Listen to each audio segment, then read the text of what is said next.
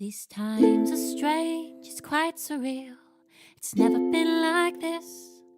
Remembering the good old days when we could hug and kiss.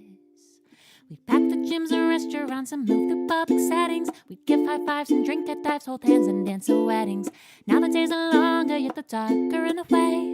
We're pressing pause on normalcy, just going day by day. But we can still make jokes and art, garden, dance and sing. Cook, read books, try on fun looks and learn about new things. We can talk with friends of ours and have a heart to heart, just so long as we all stay 6 feet apart, 6 feet apart. It's the newest thing to do.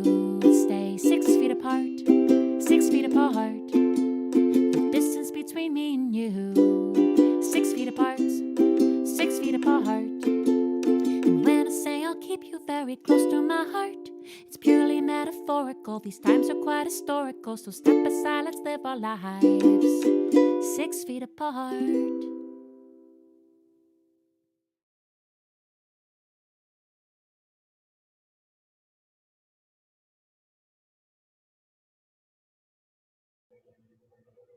Hello, everyone. Hello, and welcome to Sunday Night Stories, brought to you by 6 Feet Apart Productions. We are thrilled today to be holding our very first StorySlam Special. So for those of you that don't know what a StorySlam is, it's when the storytellers tell true stories on a personal theme, but it's personal stories with no notes. So this is not stand-up comedy, it's not a rant, it's not homophobia or hate speech or racism, and we try not to have X-rated language, although we can't promise that every story is child-friendly, so you decide whether your kids are in the room or not. And then each storyteller has a maximum of 6 minutes to tell their story. And the theme today that we've done is we're celebrating its International Internet Day, which we thought was really appropriate for telling stories about the internet. So we've got a really wide variety of stories. Who knew there were so many different things? And the other thing that we've got that's new, as well as the Story Slam, is we've got the ability to vote. So you can vote on your favourite storyteller. And the way to do that is you go to our website, which is 6feetapartproductions.com. And I put the link in the details under YouTube. So if you go down to YouTube underneath the window where you're looking at me, then you'll see there's a link in there. And then you can vote on your favourite story. The winner of who gets the most votes will get $50. And as an incentive to you guys at home, if you vote, then one of the voters will get chosen at random and they will get a prize, which is going to be our 6 Feet Apart Productions mug. Now, isn't it lovely? And this will one day be a collector's item, so you may want to do this. Little bit of an incentive to go and vote. Okay, we've opened up the voting, but really it's best to wait until all the storytellers have told, because then you can see which story that you like the best. All right, and we'll be giving the results at the end, obviously, after the last storyteller. So please stick with us, and then we'll announce who the winner of our lovely mug is. Okay, now you know the drill. Make yourself comfortable, grab a drink, maybe some snacks, loosen off your clothing, turn off the lights, make it a bit of a theatre-like experience, and snuggle down on the sofa. Now, without further ado, I'm going to introduce our first storyteller. Stephen Friedman is a middle school social studies teacher, a father and a husband. He loves cycling, running, reading, and music. He's also written a book called Golden Memories of the San Francisco Bay Area. And you can find him online. We've got it in our Facebook and everywhere pages. He's got a blog. And I also get people to tell us a little thing that most people don't know about them. So there's a couple of interesting little facts about Stephen. So he apparently wears clothing based on days of the week, like Monday pants and Tuesday pants and Wednesday pants, which sounds just a little bit nerdy to me. However, I was thrilled because he did counteract that by saying he got arrested in 1980 for protesting the draft registration. So I felt he saved himself from complete nerddom. He also is part of a writing group that I co-founded called Write on Mamas. And he's our lone male member, as I like to call him. He did point this out. This possibly wasn't the right thing the best thing to say, but that's what I like to call him. So please give it up for our first storyteller, Stephen Friedman. Thank you very much. Nerdingly yours. It is great to kick things off today. You're in for a special evening of powerful and entertaining stories. Fame, I want to live forever. I have flirted from time to time with doing something notable, having an accomplishment recognized as worthy. 20 years ago, as Claire said, my book, Golden Memories of the San Francisco Bay Area, was published and has sold over 4,000 copies and went to a second printing within 6 months, but it was never ranked higher than 900,000 when Amazon did that kind of thing with books. I've posted videos of me singing original blues songs and playing harmonica on Facebook, but I never got more than a few dozen likes. I've shared also on Facebook original raps I do for my history students and TikTok dances I've done with my daughter. Again, I've gotten maybe 100 to 200 likes. A few years ago, one of my students, whose father directed Coco, filmed me singing an original song about medieval life. Here's a surf, there's a surf, to the tune of Spider-Man. And we promoted the hell out of that video. 300 likes at best. So I keep trying to go viral. I recently sent a video of me doing a news episode for John Krasinski's Some Good News, an online weekly showcase for positive stories about during the COVID crisis that is watched by millions and is filled with stories submitted by viewers. I still haven't heard back. Yes, I want to go viral, but like winning Powerball, I don't really expect it to happen to a mild-mannered social studies teacher from bucolic Marin County until 6 weeks ago. I was conducting a Zoom class on the Renaissance with my 7th graders. Amid the faces of about 5 or 6 students were several names I did not recognize. Ray, Dad's iPhone, Huawei 8, and my personal favorite, Sherlock Holmes's newest sidekick, or another character from Clue, Basil Hazelwood. Did everyone hear me? I asked. Your names need to be your own. Spooky laughter. I was still not fully aware of what was really happening. Who's Basil Hazelwood? I'm Basil Hazelwood, someone said. I'm Mr. Friedman's wife. I fry women. So, look at the kids laughing, someone whispered. Who's Basil Hazelwood? Who is that? Who are you? Holy cow, how did people hack into my meeting? And one of my actual students said, what is that man doing? I looked at the screen again, saw a man with a distorted face, looking like he had a penis nose, and another screen with someone boiling a beaker that they smoked something from, something I believe to be crack, something I know almost nothing about. I don't know what he's doing, I said, but I'm about to remove him. One of the bombers chimed in, Mr. Friedman, I'm telling my mom. I said, you should tell your mom. This is ridiculous. And then it was over. And I'd removed some of the bombers and others had left on their own. I figured, okay, there was the crack image, but I limited the damage, so nothing too bad happened. Well, other than violating our rights to privacy. I didn't think much of the episode. I didn't even tell my supervisor. Later that evening, though, a parent and her son emailed me, and they said I was an internet sensation. I thought, what the? They'd attached a link to a YouTube video that already had over 100,000 views. My Zoom class was part of a 5-minute prankster video that was recorded earlier that day after these YouTubers had hacked into classrooms around the country. For some unknown and apparently inadvertent reason, my classroom had been left outside the ring of protection our tech guru had set up to avoid these types of incidents.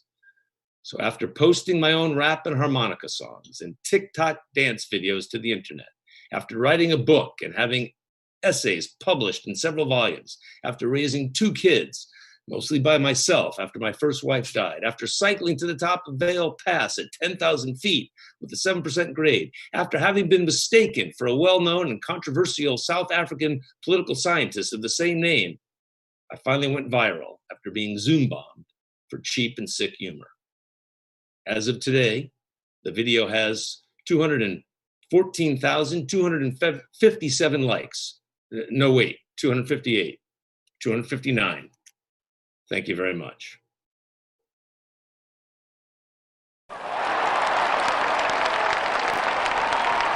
Yes. Excellent, Stephen. I'm so pleased that you finally went viral. Now you're just like COVID-19. Now, our second story tonight is, storyteller tonight, is Kate Farrell. Kate is a San Francisco librarian, author, and storyteller. She's published numerous materials on storytelling and personal narrative and is the author of a forthcoming book called Story Power: Secrets to Creating, Crafting and Telling Memorable Stories. And I'm honored to say that I'm in the book too. So it can be pre-ordered. It's coming out next month, but you can pre-order it now from your independent bookstore is what we prefer you to buy from, because they are struggling at this moment. And you can go to her website, katefarrell.net. Now, Kate's interesting fact that not many people know about her is that she's had 4 ex-husbands. Now, Kate likes to say that she's a little bit conventional at heart, but I say this is a wonderful example of optimism over cynicism. She's now happily single and living the city life in San Francisco. So please welcome our second storyteller tonight, Kate Farrell. Thank you so much, Claire. Now, back in the 1970s, I was a librarian and assigned to the public schools in San Francisco. And sometimes I would come to work with a tambourine to tell stories. But when Prop 13 passed in California, many school libraries were shuttered and librarians laid off. But before that could happen to me, I'd already quit my job, gone to Mexico on vacation, and found work as an assistant librarian at the second largest law firm in the city. The law firm had just moved into the top 3 floors of a brand new high-rise by the bay, had spectacular views from their wraparound floor-to-ceiling windows. It was a glamorous office, dripping with money. I called it the land of the pinstripes. But once the veneer of glamour wore off, I was nose to the grindstone at the reception desk to the main library, logging in books and journals, fighting sleep, worried that by 3 o'clock I'd be found slumped face down on my desk. Such was my fate at the law firm until the day the computer arrived. They'd carved out a space in the library the size of a closet, just enough room for a computer terminal, a printer, and a dial telephone. It could access a mainframe in Ohio with legal documents. The only problem was the cost. The service was $200 every 5 minutes back in 1977. Now I could be found huddled with an attorney around a little DOS screen, thinking up keywords, and then I dial the phone and wait until we heard the data static. And then quick, sit down, type up the keywords, look for highlighted results on a little black screen, print out the documents and hang up the phone. The only problem was no one could read the text on that continuous scroll of silver magnetic paper, and I'd have to fold it like a legal size accordion and photocopy it on regular paper. Now, one day, a senior partner, a tax whiz, asked me to look up 2 unusual names in the tax codes and case law. Making sure I spelled them correctly, I entered them in the computer and waited for the results. Nothing came up. I did more searching and nothing came up. I panicked and called for an intern. Together we kept searching and still nothing. In the meantime, hundreds, thousands of dollars were racking up at $200 every 5 minutes. Ken said, let's just print out the documents. Maybe he'll find something. Well, at least we'll have proof, I said. And so Ken and I carefully rolled up that silvery paper, and it was about 10 feet long. We found a wooden rod that we used in the library to hang the newspapers and display them. We threaded the little slippery paper through the wooden slot It hung down in loops. Ken took one side of the rod and I took the other. Like court heralds with a royal proclamation, we paraded down the hall to Mr. Blum's corner office. He startled at our dazzling display. We paused for dramatic effect. Mr. Blum, we looked everywhere with those two names and we found nothing. Ken gestured to show the extent of our work. Mr. Blum came forward and he rattled the metallic scroll. He scrutinized us with a mad look. You found nothing? We shook our heads. Excellent job. That's just what I was hoping you'd find. What? Well, if you'd found my clients in a lawsuit with the IRS, I'd have to walk away from the case. 40 years later, we'd be able to find nothing in a matter of seconds. But the thrill of the search back then, the edgy moments staring at a little black screen were filled with drama.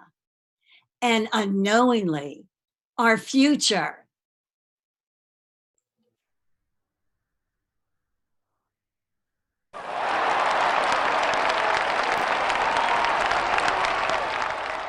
Excellent, Kate. Thank you. Really great story. And how funny. I actually remember that horrible silver paper and how it also came off in your fingers. You know, that's how old I am.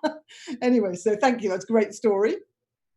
And I have to admit to something. I think I forgot to turn on the YouTube live chat. And I'm terrified about turning it on now, just in case I stop the live stream. So I'm not going to. So if you want to leave comments, if you really want to leave chat, could you leave live comments instead? And we'll still get to see them, if you don't mind. My apologies. So big fail on my part. Anyway, on to our next storyteller. Our next storyteller is Vijay Mehrotra. Vijay is a professor, a father, a storyteller, a writer, a husband, a consultant, a jogger, and a sports fan. He's performed as a storyteller at many venues all across the San Francisco Bay Area, as well as LA and even Madrid. His motto is, get to know me, something will happen. Vijay, now the things that we don't know about Vijay, he's had quite a lot of unusual jobs. He's worked as a caddy, a shoe shine boy, a rock and roll security guard, a swimming pool builder, and a smuggler. Now, I was really intrigued by the smuggling, but no matter how much I pried, he wouldn't tell me what he smuggled. So you'll just have to make up yourselves and your own minds as to what you think he might have smuggled. So here we have Vijay, our next storyteller. The internet got us to Madrid. My wife got on a website called Idealista, and with a little work with Google Maps and Google Translate, managed to rent us an apartment right in the heart of Madrid. We'd been there about 3 weeks, and I was losing my marbles. There were a number of reasons for this. First of all, I was plagued with self-doubts. The reason we were in Madrid, the reason we'd left the Bay Area, was because I had a sabbatical from my teaching job, and I had a contract to write a book on a topic that I had pitched the company on and they had embraced. Now that it was time to actually write the book, however, I was terrified. I had the sense that maybe I didn't really have anything all that significant to say, and I'd made all these promises, and I was plagued with self-doubts. Second reason I was losing my marbles is because I'm an extreme extrovert. And extroverts like me, we need people to talk to. We need places to go, crowds to be, new people to meet. And when we don't get that, we get sad and we get lonely and we get distracted and we get uncomfortable. And maybe some of you have experienced that during the shelter-in-place period. But for me in Madrid, I knew almost no one. I wasn't teaching any classes, so I didn't have any students. I didn't have an office to go to. I didn't have colleagues. And I was kind of losing my marbles. The third reason I was kind of losing my marbles was that I have the insecurity deep in my soul that comes from having been an outsider all of my life. I grew up, after being born in India, I grew up in the Midwest in a small town in Minnesota that was almost all white. I didn't have any understanding of the culture, and I had to figure it out as I went. And I always had this profound sense of being on the outside looking in. And although I've been in the Bay Area for nearly 30 years at that point, going back to Madrid somehow activated all of those old insecurities. Anyway, I was particularly dejected on this day. It was cold outside. There's a saying about the weather in Madrid that it's 9 months of winter and 3 months of hell. And it was really cold that day, and I had sinus trouble. I had sinus trouble from the day I arrived. And we had gone out to a party. We'd been invited by other parents from our daughter's school, and we were all excited about the prospect of meeting some new people. But unfortunately, the real expats don't have a lot of time or interest in us short-timers. And so we kind of got in the cold shoulder, in the cold. We were walking back from the train station at about 11:30 at night, and I was tired, and I was sick, and I was ready to go to bed. We got to our apartment, however, and our 12-year-old daughter was waiting for us, very excited, and said, Dad, did you get my email? Well, I hadn't gotten her email. She said, I wanted you to get me a brownie from downstairs. So, as tired as I was, as dejected as I felt, the 12-year-old daughter has a certain power over her father, and so I turned around and walked down the stairs to Pink Coco, a dessert cafe and bar that was directly underneath our apartment.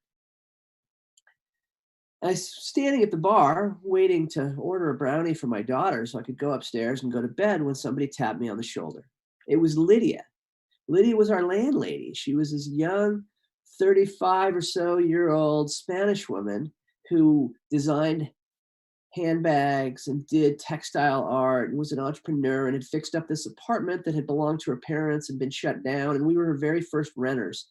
And she was one of the only people I knew in Madrid. And she gave me a big hug and she insisted that I come join her and her friends at their table. Now, for some reason, I hesitated. It was late. I was tired. I was sick. I was so sick, in fact, and sneezing so loudly that in the COVID environment, I wouldn't go outdoors because I would just freak people out. And I didn't speak Spanish, and I barely knew Lydia, and I didn't know her friends, but she gently insisted.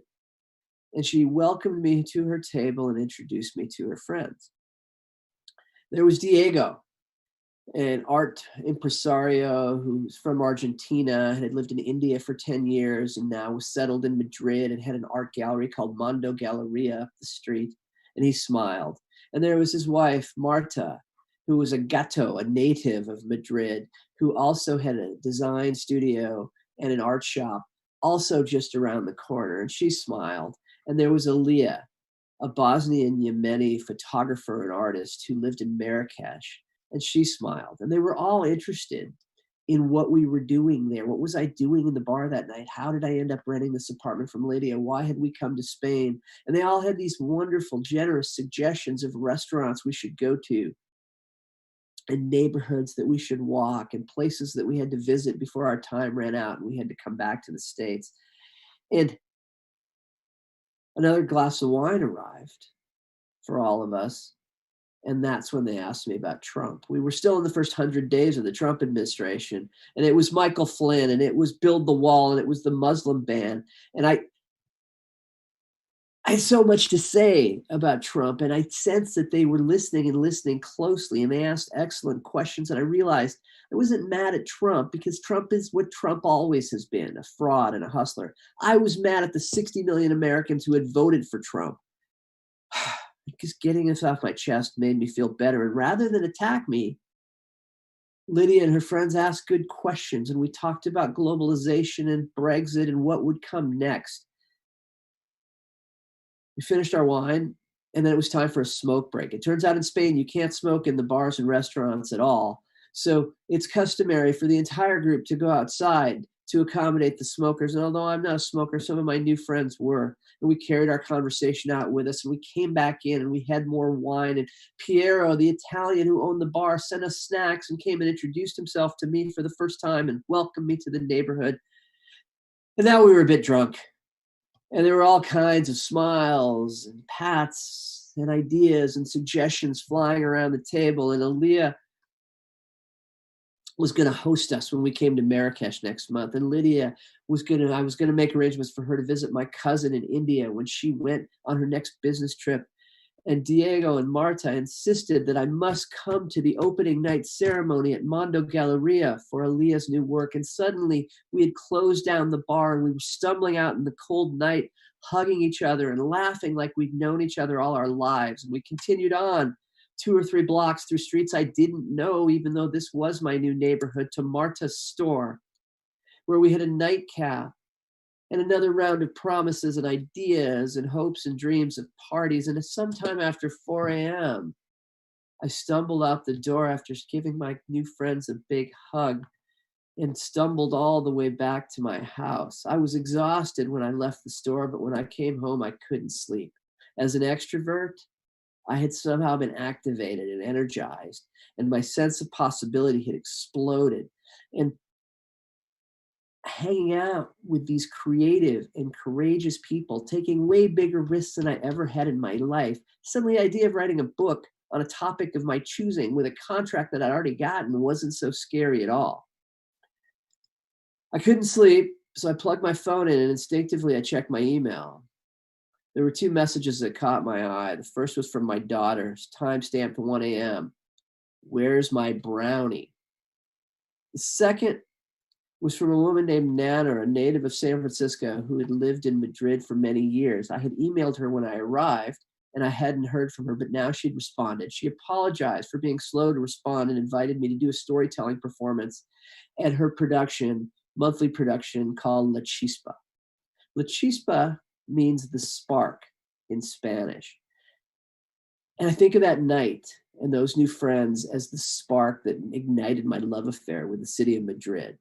The internet got us to Madrid, and the internet helps us stay in touch with our dear friends, our lifelong friends who are back there now in this uniquely weird and unsettling and scary time. But I can't wait to get back there myself in real life. Thank you.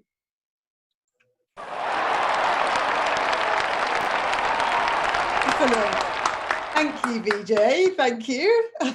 I love hearing about Spain. I used to go to Spain every year, so I can totally relate to the getting too drunk part. But I do feel for your daughter waiting for a brownie. Anyway, thank you. So our next storyteller is Annette Mullaney. Annette is a stand-up comic and a storyteller. She was named a comic to catch by the San Francisco Chronicle. So I don't know whether that means literally catch. So good job she's only quite small. She's performed all over the country, from San Francisco's Sketch Fest and Austin's Out of Bounds Festival to the Detroit Women of Comedy Festival. You can find her on Instagram, and she's got a website called laughterannette.com. And now this is a really interesting fact. One of Annette's interesting facts that nobody knows is that she can move her eyes independently of one another. And she likes to use this talent to freak out small children. It would freak me out. I don't know about small children. So I'm hoping that at some point, maybe at the end of her little story, she might do a little bit of eye movement. We'll have to see. Anyway, here we have Annette Milani. Hi, everyone. Thanks for joining us. So I was surfing the World Wide Web one evening in the early 2000s when I happened across a site called Teen Open Diary. This was back in the days when the internet had a default assumption of anonymity, and cloaked by this guarantee, teens were pouring their heart and their angst out. I was transfixed. I started reading about other high school's dramas, and then I realized maybe I could get an insight into my own. I searched for my distinctly named small town in Michigan and happened across a few diaries. I started reading one and pretty quickly started to suspect that this was actually the diary of a really close friend of mine, John. There were quite a few clues, a nickname for a hated teacher that we had given, constant Zoolander references, and most of all, our actual friends' names. That one was a pretty big hint. Within a couple entries, I realized that this diary was actually chronicling his crush on me. I was given the code name Foxy Lady, but the Foxy Lady's obsession with Madonna really narrowed it down. There weren't a lot of us teenage super fans of Madonna by the early 2000s. So I started reading voraciously, going entry by entry, some of which described what I was wearing how my hair had been that day. Small, trivial interactions between us that I hadn't given a second thought were expounded upon and expanded and analyzed. Then my dad yelled at me for tying up the internet. He had to make a phone call. This was dial-up. Now, this was the first romantic interest I had ever received. I was not an overly desired girl at this point in my life, which is to say, big old loser. My interests were primarily Madonna, Greek mythology, and math. But I had gotten titties that summer, so maybe I should have expected this. Now, unfortunately, this initial romantic attention was not wanted, for I was in love with another. I was deeply in love with, by which I mean masturbating furiously to the image of a boy I had met that summer in math camp. He went to a different school. So I tried to figure out what to do about my friend. I first tried to have friends run interference, give him hints that, I already had a crush, that I wasn't down, only to see the next day in the diary an entry in which he recounted the conversation with our friends and then said, well, this is where my trademark persistence comes in. Oof. He began to write about how he was planning to express his love in a grand gesture that was sure to grab my attention and affection. I responded by trying to make sure I was never alone with him. But finally, one day, right before Christmas break, he caught up with me. Right before school, he gave me a signed picture of Madonna. I was elated and horrified. He expressed his love for me, and I told him that I preferred that we stayed friends. This began a period of quiet tension between us and our friend group, kind of a Cold War. Both of us were highly, highly uncomfortable, but neither of us really had other friends, so we were kind of stuck. The diary entries, meanwhile, continued with a much, much, much bitterer tone. Soon it was New Year's, and I was invited to a party by my math dreamboat. I showed up super excited and proceeded to get real drunk. Once I was emboldened by booze, I finally confessed my feelings to my math Romeo, only for him to tell me that he had just gotten a girlfriend. Yeah, she was so cool. He was sure that I would love her. I was heartbroken. I left the party immediately. I couldn't stay there. And I went and joined my friends who were over at John's house. His parents were gone for the holidays. In my sorrow, I immediately started drinking. I grabbed a bottle of whiskey and guzzled it straight from the bottle. That is how I learned how you do sorrow. Fortunately, I was a novice drinker, and I quickly became ill. I tried to search for the bathroom, and unfortunately, the first door I opened was John's little sister's room. It was too late to go back, though. I threw up everywhere, all over her bed, and all over myself. There was a lot of laundry done that night, though not by me. I was busy throwing up on myself in the bathroom with my girlfriends. Turns out I had a little bit of the alcohol poisoning. John and I never spoke about this incident again. And actually, after that, the diary never mentioned me again. Yeah, it turned out that the way out of a man's heart was through my stomach.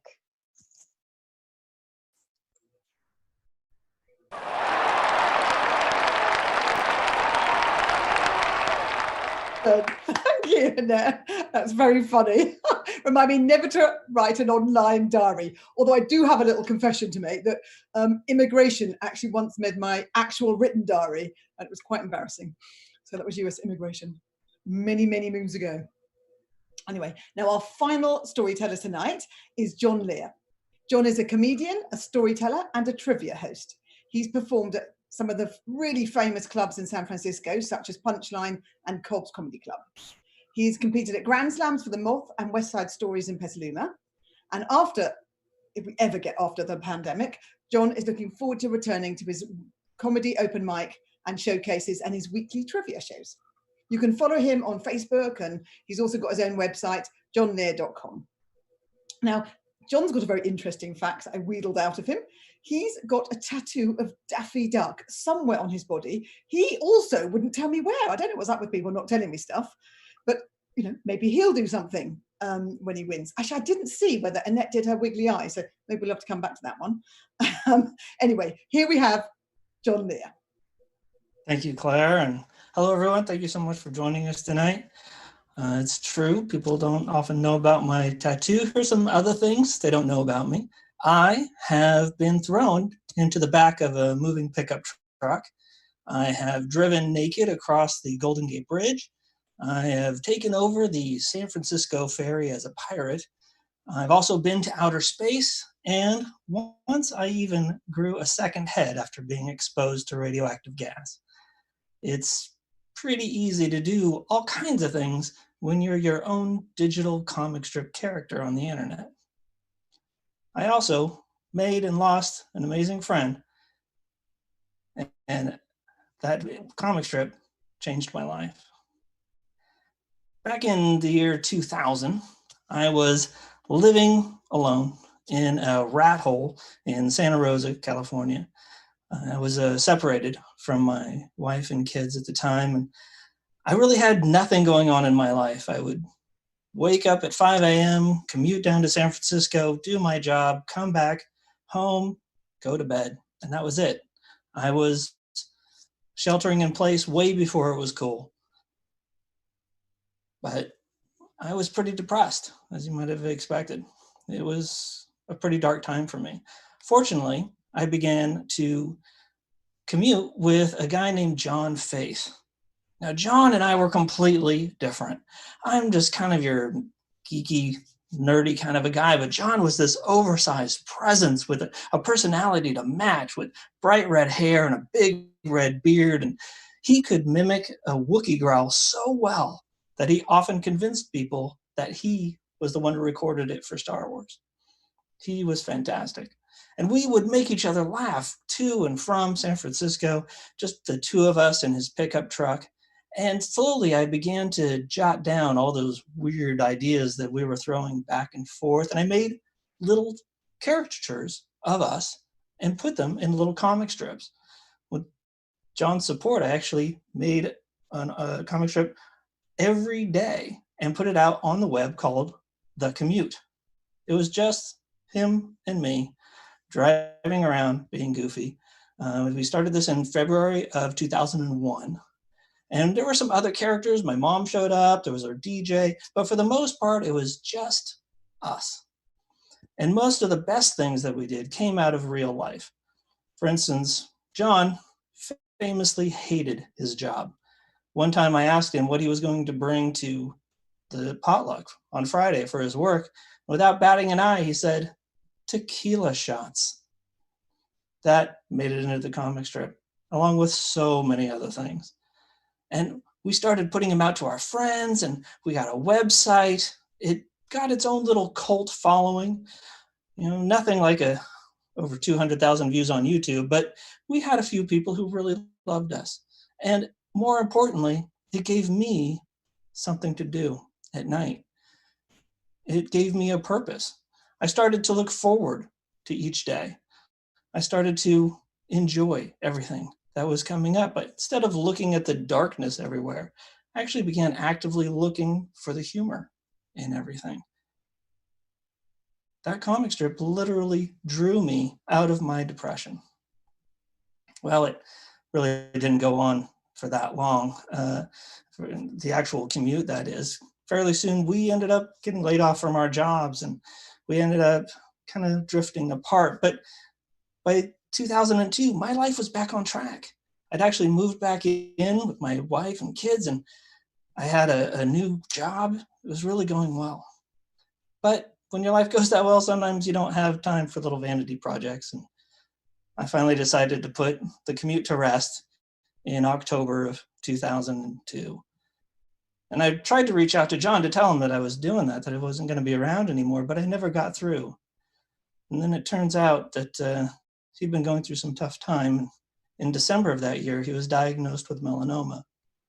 And by February of 2003, he was gone. I've known a lot of people in my life, met and lost friends. But thanks to a comic strip, I will never forget the guy who helped me find humor and life again. And so I'm just glad that there will always be a record of Jon Faith and the kind of humor and love that he brought to the world. So rest in peace, Jon. I'm still out here keeping the faith. Thank you.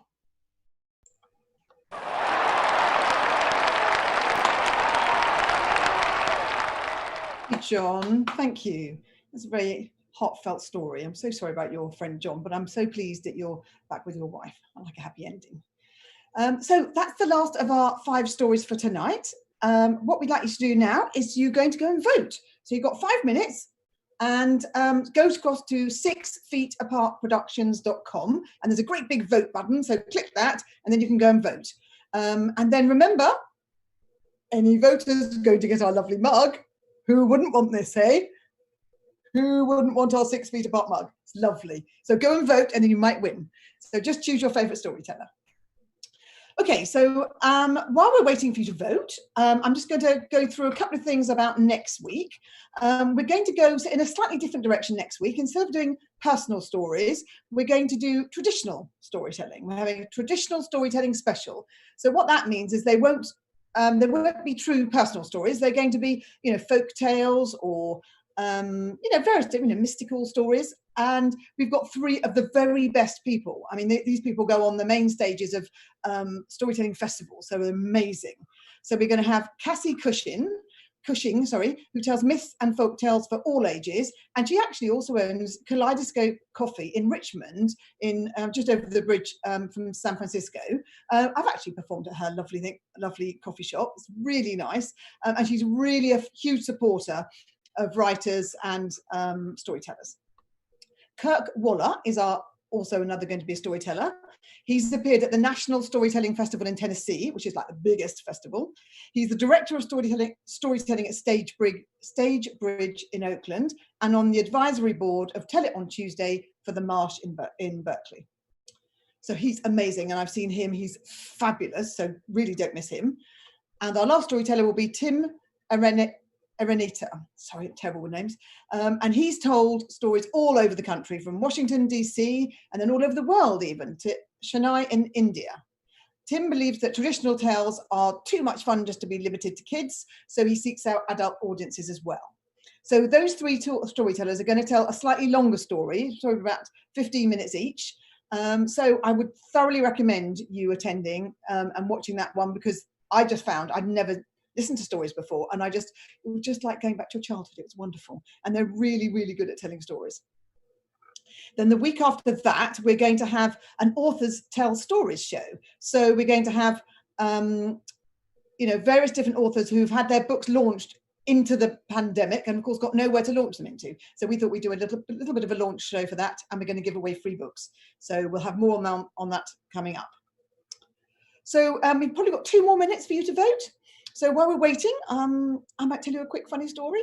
As some of you know, I reunited with my husband a few years ago, having not seen him for 30 years. And I was living in England and he was over here in California. So we were actually on the internet the whole bloody time. That's all we did was talk on the internet. But this was years ago, back before Facebook and social media and all the rest of it. So it was very basic.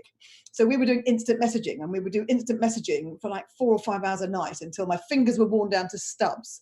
And I was complaining to my sister one time, and she said, well, why don't you use this new product that's out there called Skype? And I'd never heard of it. And my husband, who is the geek, he's a social engineering technical geek, had never heard of it either. And so my sister, who is a Buddhist nun, was the one that helped us out on that one. So that changed our life. And then after I married him and moved out here, then what we found was that with your kids, this is back when Facebook became quite popular and so on, which is a few years later, about 5 or 6 years later. We were married and we were in Hawaii on holiday and left our teenage kids, who were quite responsible really, at home with the promises of being good and absolutely no parties. So whatever happens, no parties. Yes, Mum, yes, no problem, yes, Dad. Anyway, we were a few days into our holiday, and my husband just happened to look at Facebook, which he doesn't normally do. And what should he see? That his kids, our kids, caught doing a call out on Facebook for people to come to the party at our house. Stupid kids. They actually did it knowing that we were friends of theirs. So then we were to ring up and say, don't you bloody dare have a party at our house. They had to quickly stop it. So silly kids. Anyway, so they're my silly stories. So I think now we should, at any moment now, have our winners. So I'm just waiting for the envelope that will tell us. And then what we'll do is we'll bring all our storytellers back and just to say goodbye, and we'll have the winner, and obviously then have the draw for the mug, as if you could forget that. And while here, please, like us on Facebook, 6 Feet Apart Productions. And while you're on the YouTube, you can just press that little subscribe button, and then you'll know when we have other shows coming up. And you can go back and watch all our other shows as well. They're all up there. We've had some fabulous shows. We had a really good Mother's Day one. We had Bill Lepp and Brandon Spars, and they are amazing storytellers. He's my comedy hero. Special is Bill Lepp. And Margot Lightman as well. She's written books on storytelling, does coaching. So definitely worth recommending her. So hopefully any minute now. Oh, I can hear the sound of the envelope coming. So hold on 1 second. Thank you, my assistant. Okay, so and here we have the winner of the Storytellers is Vijay with your story, La Chispa. So congratulations, Vijay. You get to have the $50. So I'll sort that out with you later. And the winner of the mug, I'm so happy. It's a friend of mine, Terry Stevens. Lovely. Terry, I've got your address already. I'll be able to send this to you in the post, or maybe we'll meet up and have a coffee in it. All right, then. I'm going to ask everybody to unmute themselves now, and I'm going to call them all back on. So thank you very much, Stephen. Where's Stephen? Oh, I think Stephen actually had some internet problems. So we'll come back. So we'll come back to him. So Kate, thank you very much. Oh, it was my pleasure. Thank you, Claire. Really great story. Thank you. And Annette. Thanks for having me. This has been really fun. Let me show you my eye thing really quick. Oh, yeah, do it again. Do it again. Here we go. See that? That's really horrible. That's going to give people nightmares. Hopefully. Vijay, thank you very much. Congratulations on winning. Thanks. It was great to hear all these stories. And oh my God, never again an online diary. And Jon, thank you. Oh, thank you so much for having me. If anybody wants to see the cartoons I mentioned, you can go to my website, jonlehre.com/commute, and you'll see some of the comics featuring Jon. And are you going to show us your Daffy Duck? Yeah, that's right. Oh, a close up for the screen, please. I couldn't quite see it. Nice. Well, that was quite good. Wasn't as bad as I was thinking. All right, then. Thank you so much, everybody, and look forward to seeing you next week. Bye. 6 feet apart, 6 feet apart. It's the newest thing to do. Stay 6 feet apart, 6 feet apart. The distance between me and you. 6 feet apart, 6 feet apart. And when I say I'll keep you very close to my heart, it's purely metaphorical. These times are quite historical. So step aside, let's live our lives 6 feet apart.